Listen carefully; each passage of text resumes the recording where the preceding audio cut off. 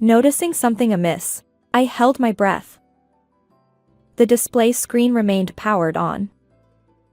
Just a moment ago, I was video chatting with my mother-in-law, who lives far away, showing my 3-year-old son. As we exchanged warm farewells. Thank you as always. Show me my grandson's face again via video call. But the call didn't disconnect as expected, and her face continued to appear on the screen. She must have accidentally left it connected. Curiosity got the better of me. What did my mother-in-law do during her daily life? I watched the screen, taking advantage of her unawareness. Suddenly, a figure appeared behind her. Wait, she lives alone. What's going on?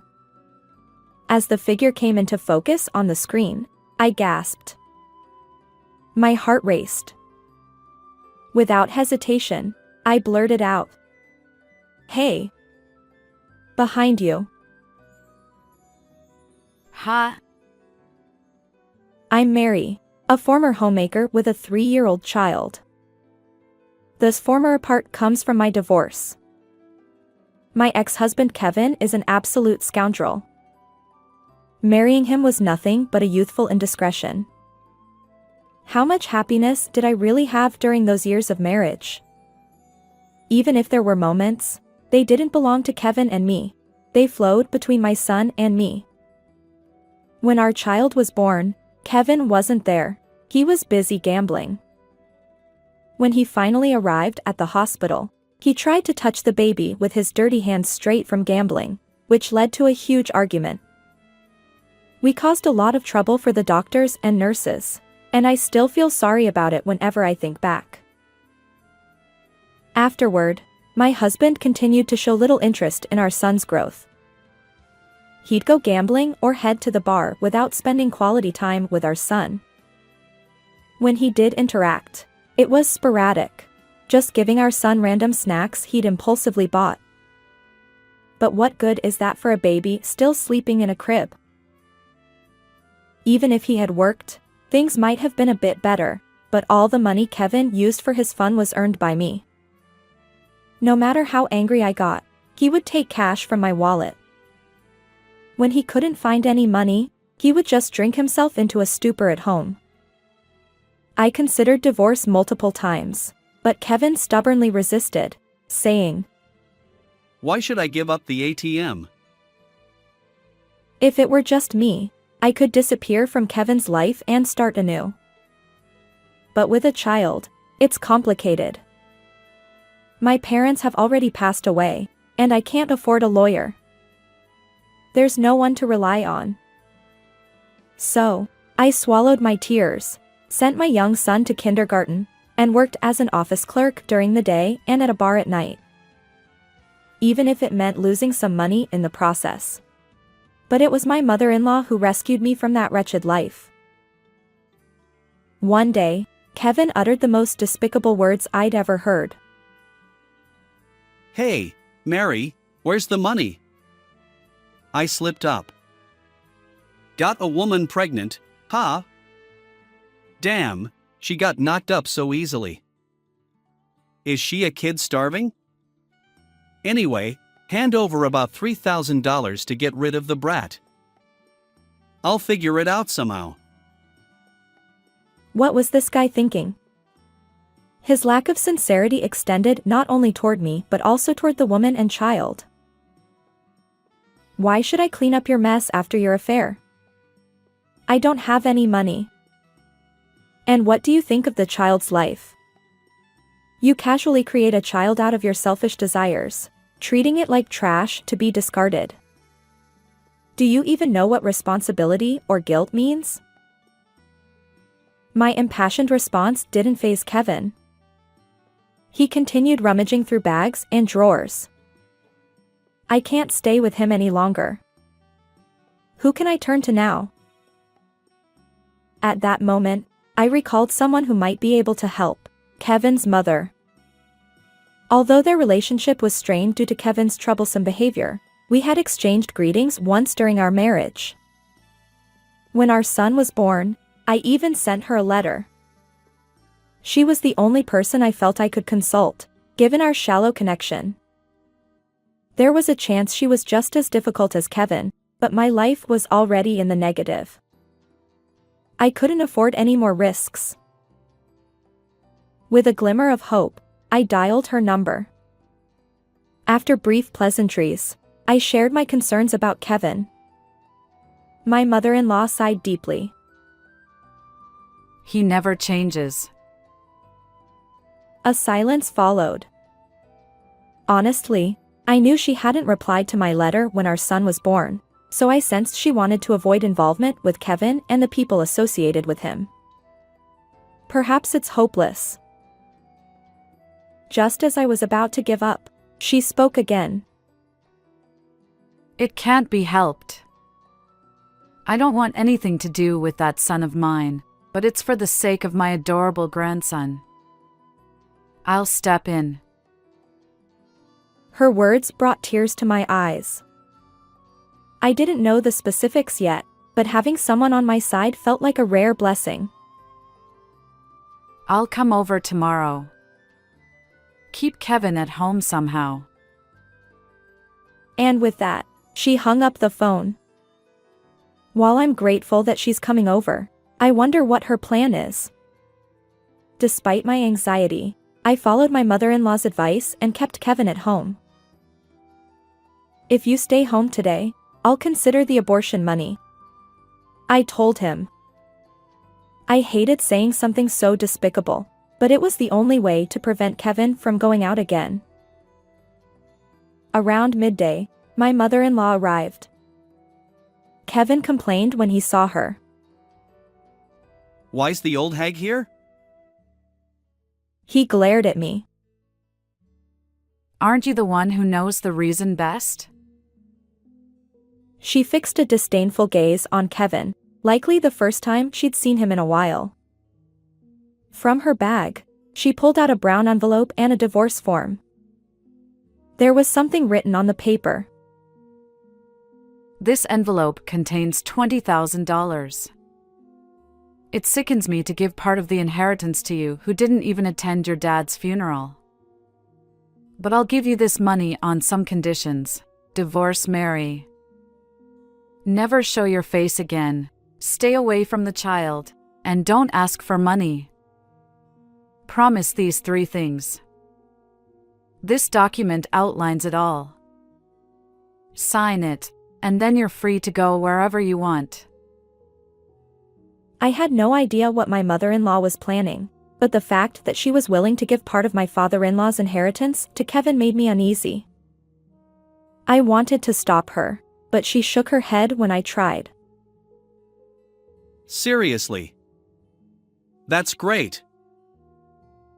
Kevin, who had been grumpy when my mother-in-law arrived, suddenly brightened up. He filled out the divorce form with a sense of joy. Without bothering to read the covenant, he signed it and then checked the contents of the brown envelope. All right, there's definitely $20,000 here. Good for you, Mary. Now you're free from me. I'm thrilled to cut ties with a woman who can't even earn money properly. Well, take care of the kid, I guess. With that, Kevin happily left the house. It hadn't even been 30 minutes since my mother-in-law arrived. Could it be true that I had finally separated from Kevin? The reality hadn't quite sunk in, but I needed to express my gratitude and apologize to my mother-in-law. Thank you so much. And I'm sorry. I never expected you to give Kevin money, especially from my father-in-law's inheritance. I promise I'll repay it. My mother-in-law raised her palm to stop me and shook her head. Didn't I tell you? I did it for my grandson. Honestly, if it were just you, I wouldn't have helped. Besides, falling for someone like Kevin is beyond me. And he won't understand words. Money and the law are all that matter. so don't worry about it. With those words, my mother-in-law approached my son. Hello. How are you? They chatted for a while. I took the opportunity to ask my mother-in-law about her well-being. It appears that my mother-in-law has been living alone in her house since my father-in-law passed away. Given that Kevin is her only son, it's a natural arrangement. After about 15 minutes of small talk, my mother-in-law stood up, preparing to leave. She addressed me. All right, I'll be going now. Since you've separated from Kevin, we probably won't see each other again. From now on, reclaim the time you lost with him and find happiness. Taken aback by her words, I couldn't help but say, "Wait. I still don't know how to properly thank you, and honestly, there's no need to sever ties just because I've broken things off with Kevin. If you're open to it, would you consider living with us?" Looking back, it seems like a rather presumptuous suggestion. It wouldn't be surprising if she thought I was trying to make her pay to break up with Kevin and then live together to save on rent. My mother-in-law didn't seem to interpret it that way, though. Thank you, She replied, but she wasn't enthusiastic about living together. She continued. The best way to repay me is by raising my adorable grandson well. It's not about returning money. I appreciate your kind offer for cohabitation, but I don't want to part with my house. Besides, where I live is too rural to consider my grandson's future. So, let's continue as we have been. With those words, my mother-in-law left. Since then, my life has been surprisingly comfortable, almost like a dream compared to what it used to be. However, there's still one thing that bothers me: my mother-in-law. Indeed, ensuring my son grows up well is a way to repay her kindness, as she mentioned. But when I wondered if there was more I could do, the term remote work caught my attention while watching TV. This is it. My mother-in-law genuinely cares about my son. If possible, she'd like to witness his growth. So, I decided to gift her a computer to enable video calls. Surprisingly, I managed to give her the gift promptly. Since my work routine remained unchanged, day and night, I saved significantly more money without Kevin around. I visited her home to set up the computer and internet. Initially, she tried to decline. You don't need to go through all this trouble. But I insisted. Isn't raising my son well the best way to repay you?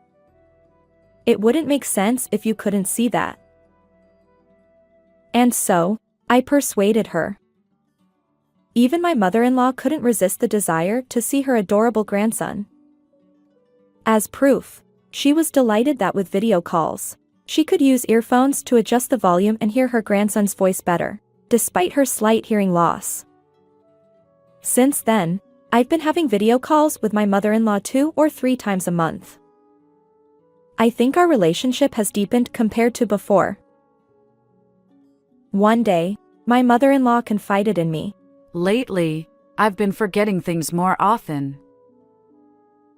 Even though my mother-in-law is still quite healthy, she is getting older.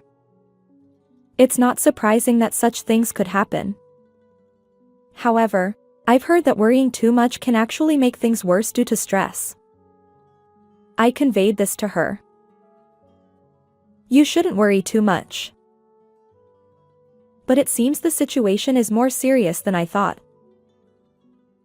According to her, she struggles to recall what she spent money on, and her calculations don't add up. She misplaces accessories and can't remember where she put them. Given the distance between our homes, it's challenging for me to check everything with her. Still, I wanted to find a way to be helpful. So, I proposed that she send me messages when she spends money or removes accessories. That way, I can help her remember and check during our video calls. As expected, my mother-in-law hesitated. You don't need to go to such lengths. But I've learned how to break through her reluctance over these past few months. So, I reassured her. It's really not a big deal. Don't worry about it. Eventually, she accepted my suggestion. It seems that my mother-in-law herself worries about experiencing more severe forgetfulness in the future. I might have taken advantage of her anxiety a bit, but my desire to repay my benefactor is only natural. It might seem presumptuous, but if I don't do this much, my mother-in-law won't rely on me. However, in the end, this method didn't really solve the problem. Although the frequency of forgetfulness has decreased, she still struggles with mismatched finances and losing accessories. I wonder if I might even forget to send you those memo messages. What should I do? At this rate, I might misplace important things like bank books or credit cards. Without the reliable demeanor she had when helping me separate from Kevin, my mother-in-law is now overwhelmed by anxiety. So, I suggested, let's go to the hospital together. There should be treatments available for forgetfulness now. That's probably the most I can do. If my mother-in-law is indeed beginning to experience cognitive decline, I'm prepared to support her until the end. She seemed to understand my sincerity. Thank you. Well then, please. And with that, she proposed ending today's video call. As she moved to disconnect, I noticed her image still on my computer screen. While I could easily end the call, I admit I was curious about my mother-in-law's daily life at home. The house where my mother-in-law lives is spacious and has an old, traditional design. Perhaps because she lives alone, she tends to leave the room doors wide open. As a result, even through my computer's camera, I catch glimpses of the interior. I find myself thinking, what a large house. Curious, I observed my mother-in-law's daily life for a while. Suddenly, I notice movement beyond my mother-in-law. Someone else is there. Initially, I wondered if it was a glitch due to the internet connection, but it's definitely a person. This figure moves stealthily from room to room, avoiding detection by my mother-in-law. And then it hits me, it's Kevin. He rummages through drawers, pocketing my mother-in-law's accessories and money. I can't let this continue. Hey! Behind you. It seemed that during the earlier video call, she had turned up the volume on her earphones quite high, so even without them, she heard my voice and was startled, asking, What? But Kevin also reacts. Oh no! My mother-in-law turns around, locking eyes with Kevin. You fool! You're straying from the path of decency. What are you thinking? She shouted this as she stood up and chased after Kevin. I couldn't just stand by, so I called 911. I explained to the police that I was on a video call with my mother-in-law and described the situation, requesting officers to be dispatched to the scene. As a result, Kevin was apprehended by the responding officers and taken to the station. During the interrogation, Kevin revealed his home address, where some of my mother-in-law's jewelry was found. These were all items she thought she had lost, and from the messages between my mother-in-law and me, we were able to prove that Kevin had taken them from her house. From his confession to the police, it was discovered that Kevin had repeatedly taken money and jewelry from my mother-in-law's house. The reason for his actions was that he was being extorted. Apparently, the woman Kevin had impregnated had a boyfriend who was in a gang. When the boyfriend found out about the abortion, Kevin was severely beaten. Moreover, He continued to be extorted for compensation, and the $20,000 he received from my mother-in-law quickly disappeared. To pay the gang, he repeatedly visited my mother-in-law's house to take money and valuables. By the way, the reason Kevin didn't come to my house was because he thought it would be troublesome due to the affidavit, and he believed I didn't have any money. The reason I didn't have money before was because of Kevin, but now I have some savings. Why doesn't he realize that it was his fault I didn't have money? Also, it seems that Kevin's arrest led to the arrest of the gang as well. After Kevin received a prison sentence, I visited him once with my mother-in-law. During that visit, Kevin begged my mother-in-law for forgiveness. Mom, please forgive me. I was pressured into it, you know? Can't you withdraw the complaint even now? Please. This place is dangerous. Somehow, the person who pressured me is also incarcerated here, and I have no idea what might happen to me. It's a lifelong plea. After all, I'm the son you suffered to bring into this world. Surely you can't abandon me, right? Come on, change your heart. I'll write another affidavit or anything you want. So, please. Hearing Kevin's insincere words, my mother-in-law let out a deep sigh. Honestly, the fact that I went through the pain of childbirth only to end up with you is just a waste of suffering. You say you had no choice because you were being extorted, but if you had cherished Mary and your son and hadn't cheated, you wouldn't have gotten involved with a gang member's girlfriend in the first place. Getting a woman pregnant, being beaten by the gang, being extorted, and ending up in jail, all of it is your own fault. There's nothing unavoidable about any of it. Now, reflect on your actions quietly in jail. With those words, my mother-in-law turned to me and said, "Let's go." And we left the visitation room. Epilogue. I had my mother-in-law undergo memory tests at the hospital just to be sure. As it turned out, her forgetfulness was indeed stress-related. Kevin's arrest meant no more stolen valuables, no more mismatched calculations, and no more lost jewelry. Gradually, her forgetfulness subsided. To this day, I maintain regular video calls with my mother-in-law. If I hadn't broken up with Kevin back then, my son might have become a criminal's child. In gratitude for shattering that possibility, I vowed to continue loving and raising my son well, repaying my debt to my mother-in-law. How did you find this story? And don't forget to subscribe to our channel. Until next time in our next video. Grandpa isn't here. It's been a year since my husband passed away. The memorial service for his first death anniversary had concluded without issue, and as we stood before his grave, my 5-year-old granddaughter suddenly said those words. A casual remark from a child of her age. At the time, I didn't think it held any special meaning whatsoever. However, to my surprise, my sister-in-law began trembling uncontrollably upon hearing those words.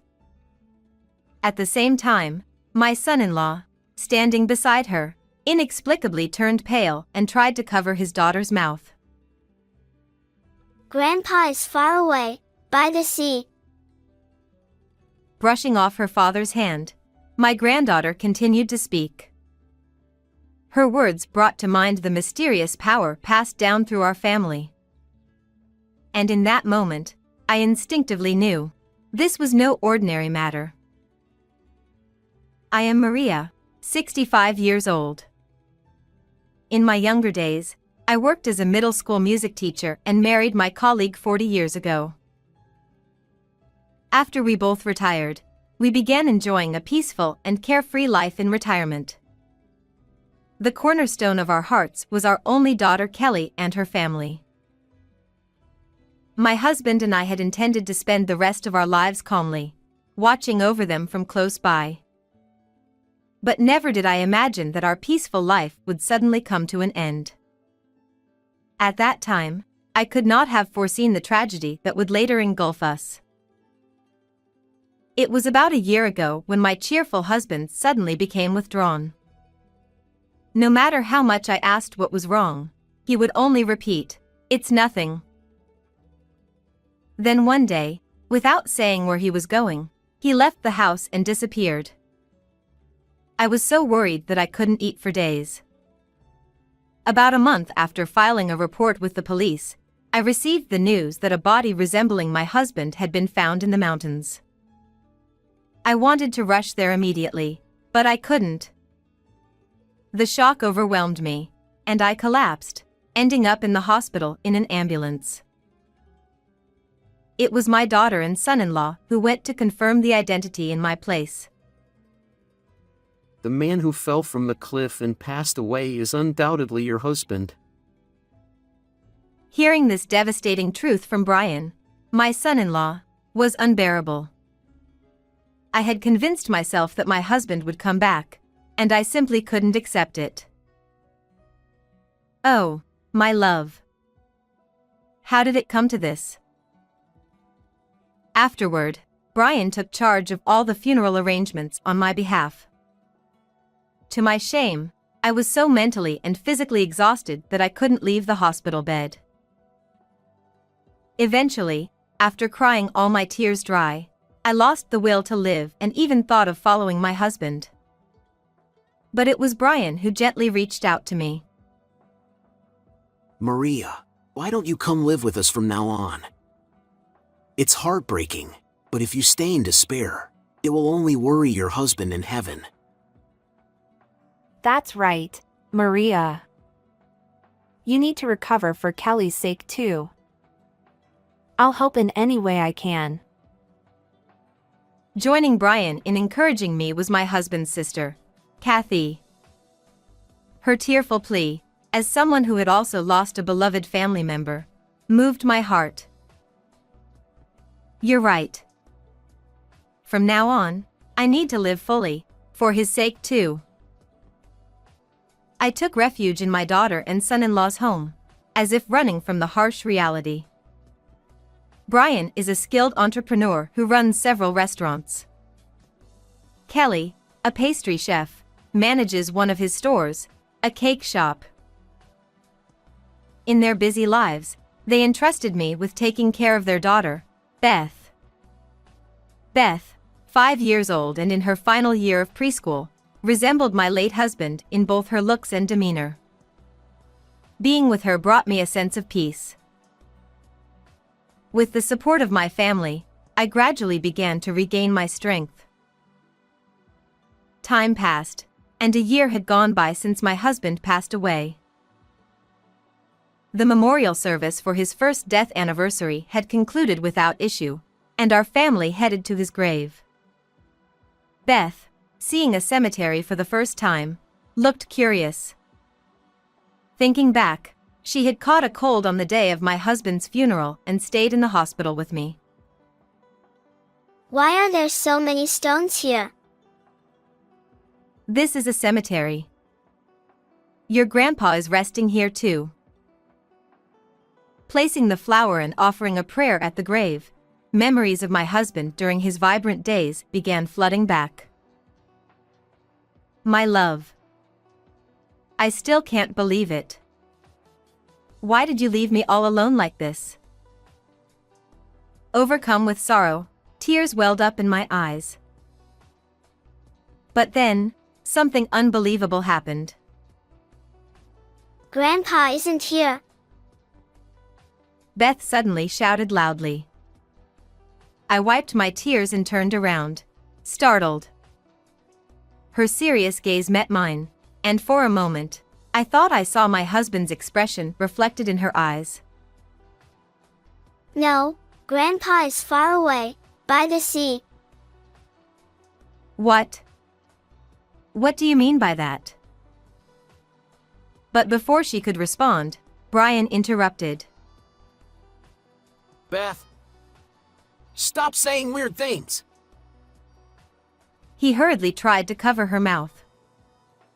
I turned my gaze to him, sensing something off. His face was pale as a sheet. But it wasn't just him. Kathy, my sister-in-law standing beside him, also looked unnaturally tense and was trembling. Hey, both of you seem strange. What's going on? Brian forced a strange smile. Oh, it's just something from an anime. She must have seen it on TV and is mimicking it, right, Beth? His flimsy excuse only deepened my suspicion. For one, Brian was always home late and wouldn't know what shows Beth watched. On top of that, I usually watched TV with her, so if it were something from a show, I should have recognized it. Maybe Beth is just sleepy? Yeah, that could be it. Let's head back so she can take a nap. No. I'm not sleepy. Grandpa isn't here, he's at the sea. Hey! That's enough. Stop making things up, or you'll be in big trouble. Shouted at by her father, Beth finally burst into tears. Brian, you don't have to be so harsh. She didn't mean any harm, did she? But Brian completely ignored me, picked Beth up, and rushed to the car without another word. Something's not right. On the drive home, as I watched my granddaughter's tear-streaked face, now peacefully asleep from exhaustion, a memory began to surface in my mind.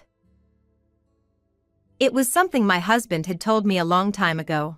In my family, there are occasionally people who possess mysterious powers. These mysterious powers referred to the ability to see or sense things that ordinary people couldn't. My husband himself didn't have such abilities, and he mentioned that it was often the women in the family who did. Neither my daughter nor Kathy had those powers. Could it be that Beth saw something?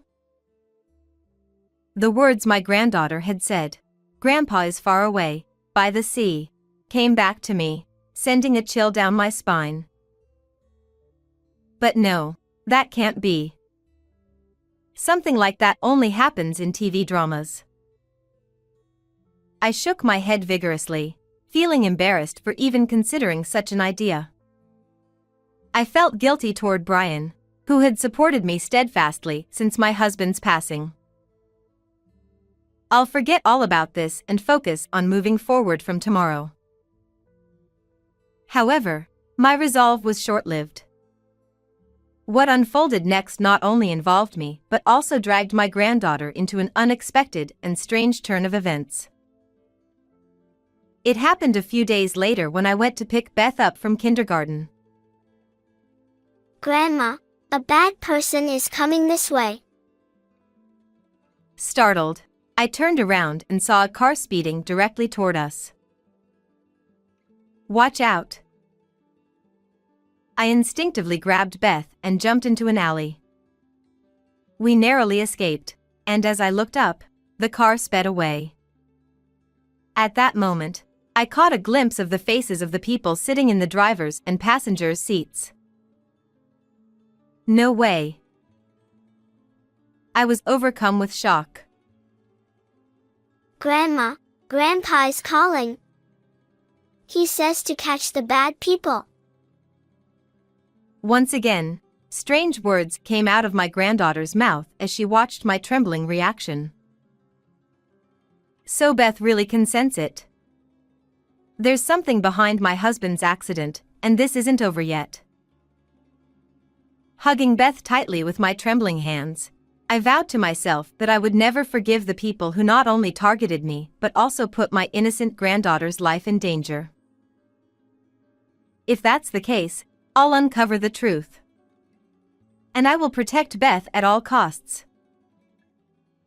Shaking with fury, I made a vow to my husband in heaven to bring justice to those responsible. That same day, I went to the home I used to share with my husband.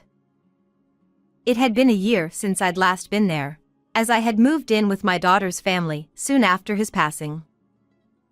Overcome with nostalgia, I entered his study to go through his belongings. There, I discovered a journal he had kept during his life. Within its pages were truths I had never known. The journal ended with the words, "Tomorrow, I will reveal everything." So, this is what happened. It dawned on me that my husband might have foreseen what would happen to him and left this journal behind as a record. If that were true, I had to carry on his will. Determined to find evidence of the criminal's misdeeds, I took action. Later, I went to Kathy's small restaurant. I was in the neighborhood for an errand, so I thought I'd stop by. We spent about an hour reminiscing about my husband before I left the restaurant. A few days later, I made a decision. "Beth, let's skip preschool today and go out together," I said after seeing my daughter and Brian off to work. Sensing something, Beth willingly followed my suggestion.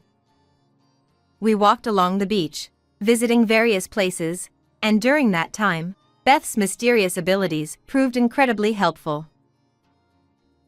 Finally, I uncovered solid evidence of the criminal's wrongdoing. The next holiday, I left Beth at a friend's house and called my daughter, Brian, and Kathy to my husband's grave. What's this about? Neither Kelly nor I have time for this. And neither does Kathy, obviously. Brian grumbled in frustration, but I didn't let it bother me. "You remember what Beth said the other day, don't you? Grandpa isn't here. He's far away, by the sea. I've figured out why." At that, Brian's face momentarily tensed. Kathy, too, looked visibly nervous. I told you, it was just something from an anime. No, that's not it. Beth knew. She knew the truth. That Grandpa isn't the one resting in this grave. What are you even talking about? You're seriously taking the words of a little kid that literally? That's ridiculous. Brian let out a disdainful snort and shrugged as if to say how absurd the situation was. But his reaction was so theatrical, it only fueled my suspicions further. Is it ridiculous? Beth has a special ability, one that's been passed down in my husband's family. Kathy, you know about it, don't you?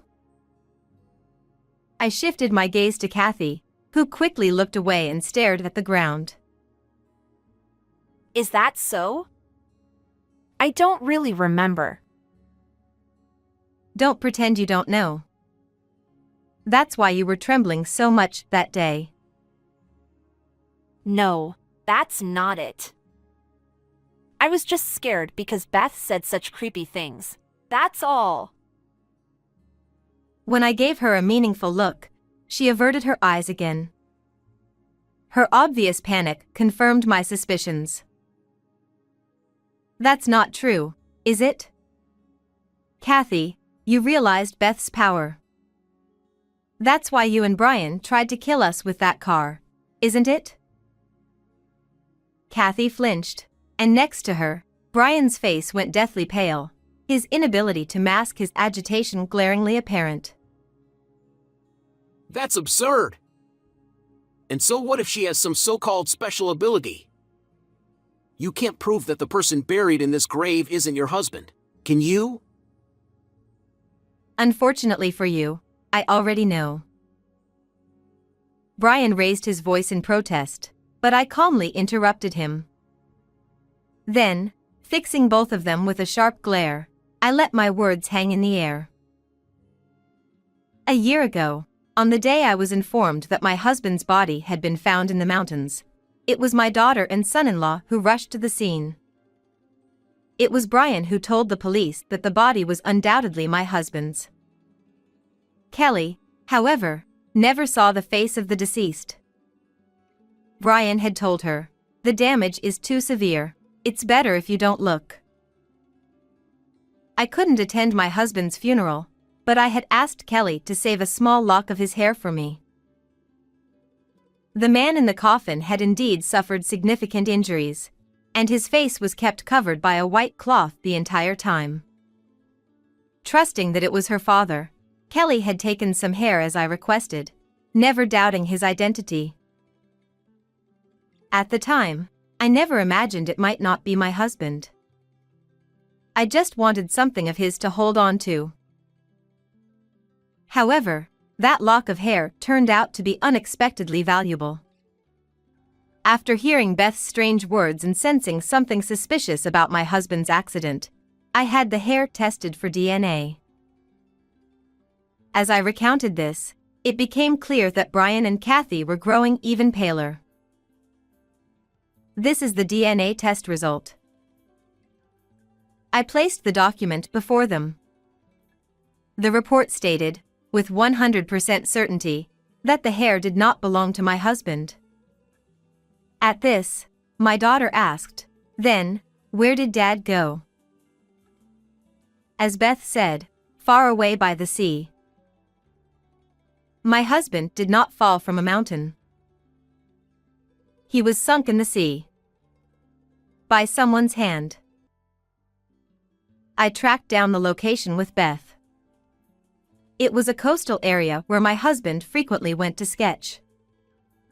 As a former art teacher, he often spent his weekends painting at various spots. By comparing the landscapes from his sketches with the visions Beth described using her mysterious ability, we pinpointed the location. Though over a year had passed, and we couldn't find his body, the local police revealed that around the same time, an unidentified man had been found drowned. The man had already been cremated, but his clothes and belongings had been preserved. I immediately recognized the clothing and the watch, and among the items was also a wedding ring, identical in design to mine and engraved with the same date. When I showed the police a photo of my husband, they confirmed that the unidentified man was indeed my husband. Now you see, don't you? The person buried here is a complete stranger. My husband drowned in the sea. Hearing this, Brian averted his eyes nervously. At the time, I was overwhelmed. I just assumed it was him. I'm terribly sorry. He lowered his head in a hollow display of remorse. Oh, come on, Maria. We were all in shock back then. It's no wonder Brian made a mistake. Don't be so hard on him. Kathy, standing next to Brian, glared at me with an accusatory look as she tried to defend him. Watching their behavior, I couldn't help but laugh. What's so funny? It's just, you two are so ridiculously obvious. What's that supposed to mean? I'm saying I've had enough of this pathetic charade. I know everything. You two killed my husband, didn't you? At my direct accusation, Brian and Kathy visibly flinched. Their eyes widened, and beads of sweat quickly formed on their foreheads, dripping like waterfalls. Come on now. Maria, you're letting your imagination run wild.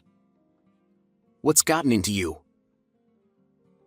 Don't insult my intelligence. It's all out in the open now. I know about your affair, and I know about Brian's financial troubles. I threw my husband's journal in front of them. It detailed how Brian had secretly begged my husband for money. Apparently, Brian had expanded his business but was drowning in debt due to unprofitable operations. Worried about our daughter, my husband had initially agreed to help Brian financially. However, he discovered the inappropriate relationship between Brian and Kathy, leading him to withdraw his support. The journal ended with the words, "Tomorrow, I will reveal everything." He must have been planning to tell Kelly and me the truth. Recalling how withdrawn my husband had been during that time, I felt tears welling up. Just then, Kelly grabbed my arm and nodded silently. I had confided everything to her the night before. Though devastated by the revelation of Brian and Kathy's affair, she resolved to help when she learned that her father's life had been taken and that Beth and I had been targeted. "You panicked when my husband refused to lend you money, didn't you? That's when you decided to get rid of him. You had your eyes on the inheritance Kelly would receive from her father." Brian and Kathy trembled as they read the damning words in the journal. That day, Brian lured my husband to the sea with sweet words and pushed him off the cliff, didn't you? It was Beth who told me this. When we found the spot where my husband had died, Beth described everything as if she had seen it all unfold. It felt as though my late husband was speaking through her. I came to realize Beth's mysterious power was undeniably real. "You succeeded in killing my husband, but you had another problem, didn't you? His body wasn't found right away as you'd expected." As days passed without the discovery of his body, Brian grew increasingly desperate. Hounded by debt collectors, he was quickly losing his composure. Then came the news from the police about the discovery of a body in the mountains resembling my husband. "You took advantage of that poor man, didn't you?" Kelly, standing beside me, turned to Brian. Is that why you told me not to look at him? So I wouldn't realize it wasn't my dad? Our relentless questioning left Brian and Kathy frozen in place, their faces pale as death. Yet they still refused to admit anything. This is all baseless. A journal like that isn't proof of anything. Besides, this story about me pushing him off a cliff is nothing but your wild imagination. Exactly. Maybe my brother fancied himself a novelist. That journal's probably just a draft for one of his ideas. Yeah, and Beth's weird comments must be some inherited nonsense from her grandfather. I realized reasoning with them was futile.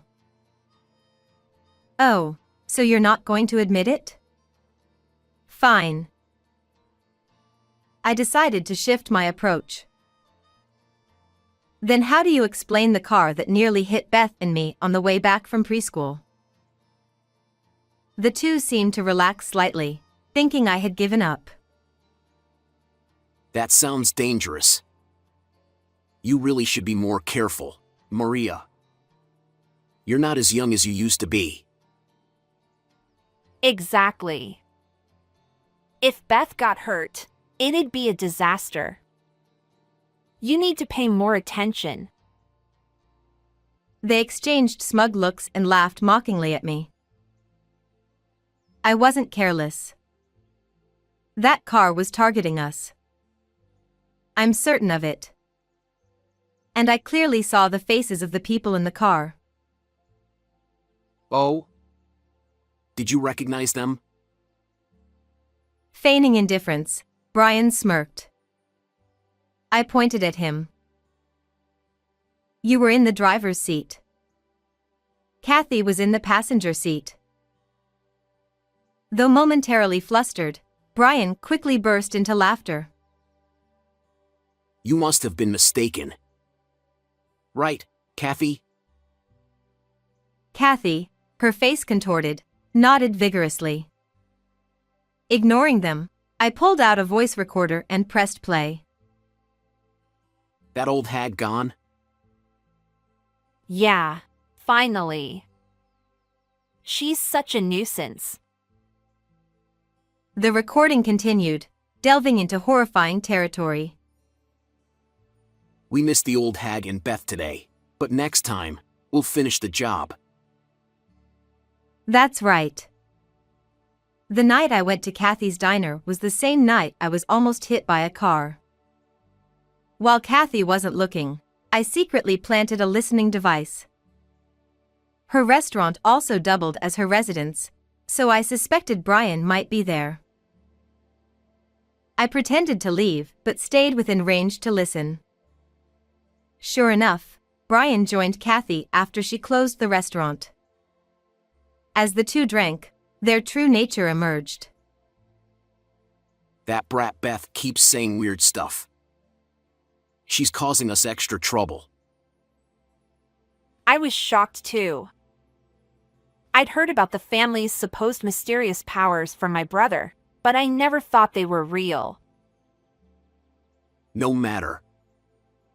I've already blown through the inheritance Kelly got from her father. Next, it's the old hag's turn. She's probably sitting on a fortune, and selling their house would fetch a good amount too. The two clinked glasses, laughing. And then, they began discussing something so horrifying that it was unbearable to hear. The reason my son-in-law was kind to me after I lost my husband was to keep an eye on me, ensuring I wouldn't uncover the truth behind my husband's death. He was also after the inheritance I received from my late husband. Moreover, Brian had taken out a life insurance policy on young Beth, and he had his eyes on that money as well. Hey, instead of running her over with a car, don't you think it'd be better to make it look like an accident, like with my brother? Yeah, maybe this time we'll do it in the mountains so she's found quickly.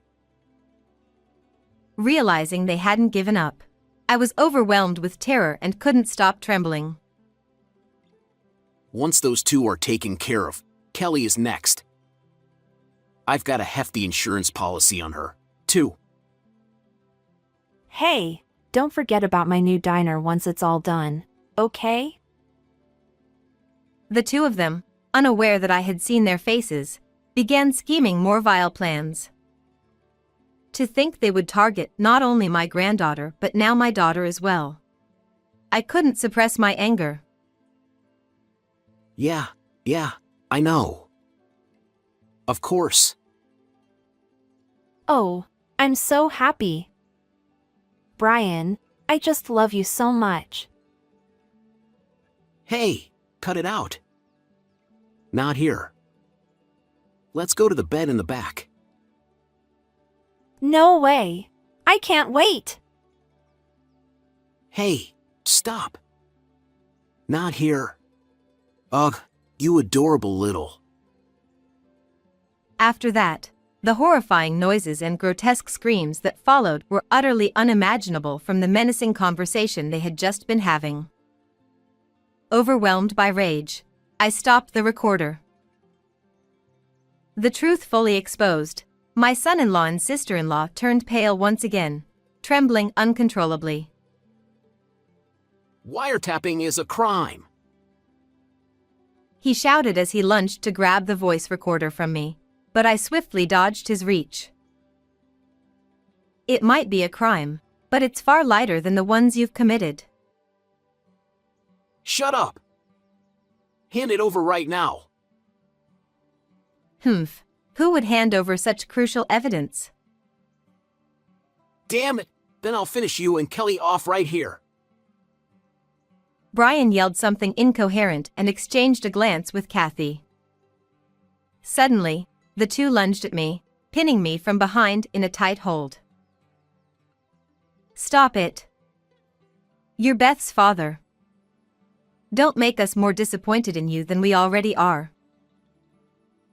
Shut up! I've already done one, and I'm not scared of anything anymore. Exactly. You should have just died when we ran you over. Brian tightened his hands around my throat while Kathy restrained my arms and legs with all her strength. But then, in the distance, the sound of police sirens grew louder. No, this can't be. What the? Why? I managed to free myself from Brian's grip, and the two turned to each other, their faces etched with panic and confusion. Too bad for you. I've been one step ahead of you this entire time.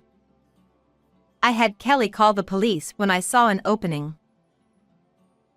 I smirked and retrieved my smartphone from Kelly, who had been holding it for me. I wanted to hear the truth from your mouths, even though the evidence I gathered from the wiretap was enough. With my daughter's help, I had secretly recorded the entire exchange on my smartphone. Now there's no escape. You'll pay for taking my husband's life and for plotting to eliminate me and Beth. And I'll make sure you repay every penny of my husband's stolen money. Please forgive me. With no escape left, Brian collapsed to his knees, groveling on the ground. I'm so sorry! She knelt beside him, pressing her forehead against the dirt. At the time, the company was struggling. I just gave in to temptation. I was deceived by Brian. I never thought he'd really take my brother's life. What? Don't you dare pin this all on me. You're the one who seduced me in the first place. You made the first move. Don't blame me. I didn't realize how useless you were until it was too late. Even in the face of their downfall, they began bickering shamelessly, completely forgetting the severity of their situation. Kelly and I let out a deep sigh, utterly disgusted by their despicable behavior. You two are perfect for each other. Enjoy your time together in hell. Moments later, the police arrived and arrested the pair. They wailed and protested as they were dragged into the police car. I handed over all the evidence, bringing the case to a close. Finally, with my daughter and granddaughter by my side, I went to bring my husband home. In the days that followed, Brian and Kathy were formally charged with the murder of my husband and the attempted harm against Beth and me. There is no doubt they will face severe punishment for their crimes. Thanks to the DNA test, the identity of the man who had been buried in my husband's place was also discovered. I was relieved to hear that he was returned to his real family. Through our lawyer, my daughter filed for divorce, requesting $30,000 in alimony and $100,000 in child support. She also demanded the return of the $100,000 inheritance that Brian had taken from her father. Kelly decided to take over Brian's business operations. The managers of the various stores have welcomed her with open arms, and she is off to a promising start. Meanwhile, Beth has started sharing more about the strange things she sees with me. According to her, we now have a fairy living in our home. Perhaps it's thanks to this benevolent spirit, but life for the three of us, myself, Kelly, and Beth, has become joyful and fulfilling. How did you enjoy today's story? Don't forget to subscribe to the channel. See you in the next video.